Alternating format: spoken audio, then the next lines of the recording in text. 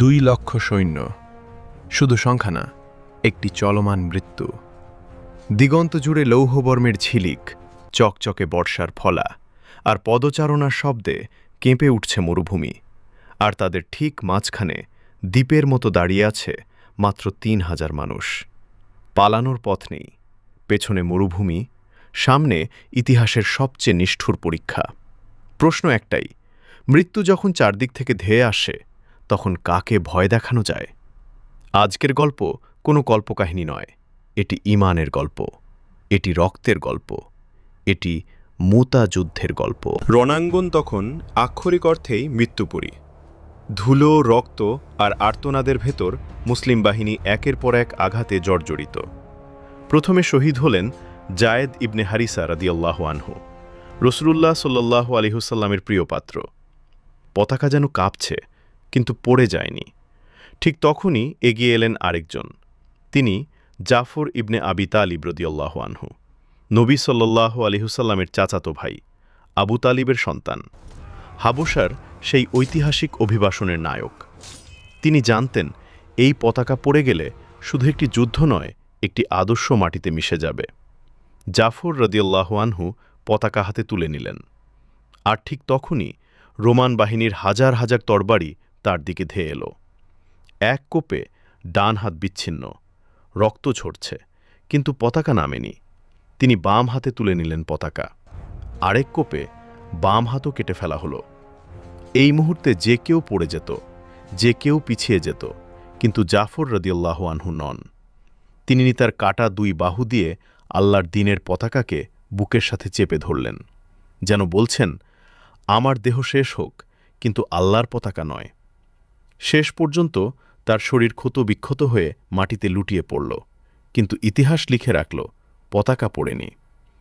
আল্লাহ তাকে দান করলেন দুটি জান্নাতি ডানা।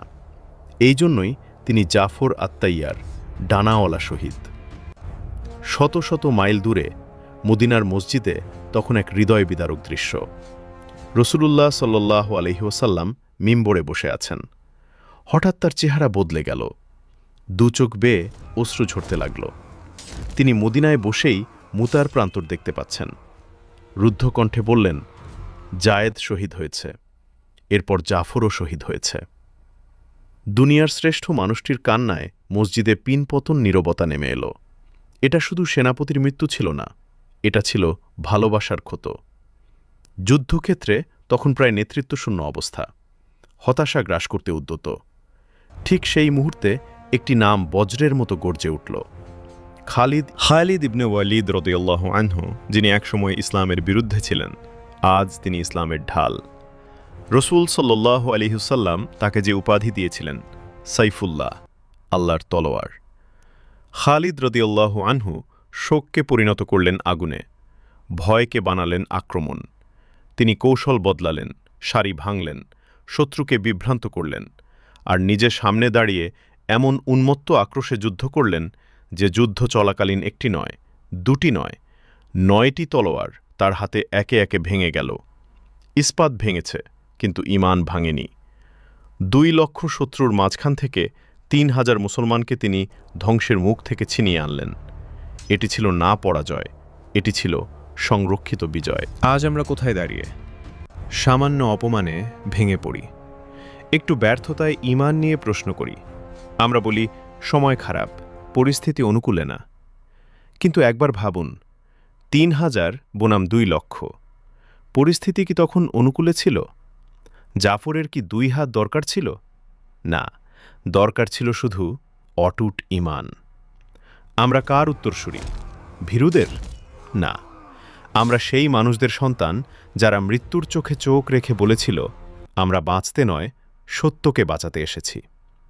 তাহলে প্রশ্ন একটাই, সেই রক্ত কি আজও আমাদের শিরায় প্রবাহিত, নাকি আমরা ভয়ে তাকে জমে যেতে দিয়েছি? ইতিহাস আজও কাঁধে হাত রেখে জিজ্ঞেস করে, তোমরা কি এখনো সিংহ, নাকি শুধু গল্প শোনা মানুষ? এই প্রশ্নের উত্তর তোমাকেই দিতে হবে।